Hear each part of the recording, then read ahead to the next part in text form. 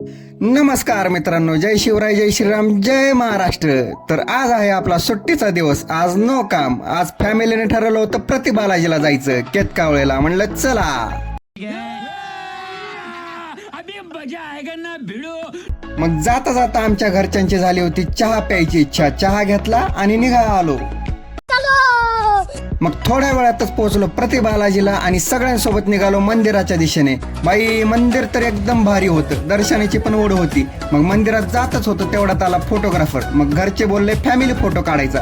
एक number photo काढले त्यांनी. मग फोटो काढून घेतला आणि मंदिरात जातच होतं तेवढ्यात पावसाने त्याची झलक दाखवली. मग पाऊस उघडला की गेलो आतमध्ये दर्शनासाठी.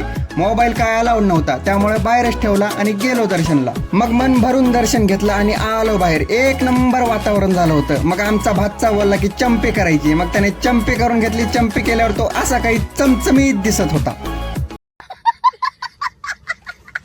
मग तेवढ्यात सगळ्यांना भूक लागली होती. घरच्यांनी मस्त पैकी मसाले भात बनवून आणला होता. त्यासोबत मस्त गरमागरम कांदा भजी आणि बॉबी घेतल्या. सगळ्यांनी ताव मारायला चालू केलं. आमच्या बहिणाबाईला जरा जास्तच भूक लागली होती म्हणून तिचं लक्ष गपागप खाण्यावरच होतं. एकदम भुक्कड सारखे खात होती. जेवण वगैरे करून घेतलं आणि निघालो मग घराच्या दिशेने. मग जाता जाता त्रिमंदिरला गेलो. एक नंबर मंदिर होतं, एकदम प्रसन्नमय वातावरण. मग आतमध्ये गेलो, आरती चालू होती. सगळ्यांनी आरतीचा लाभ घेतला. मग दर्शन घेतलं. एकदम भारी मंदिर होतं. देवांच्या मूर्ती तर एकच नंबर होत्या. मंदिरात जाऊन दर्शन घेऊन मन एकदम प्रसन्न झालं होतं आमचं सगळ्यांचं. जणू काही स्वर्ग सुखच भेटलं आम्हाला. दर्शन वगैरे घेतलं, थोडा वेळ बसलो, मग निघालो घराच्या दिशेने.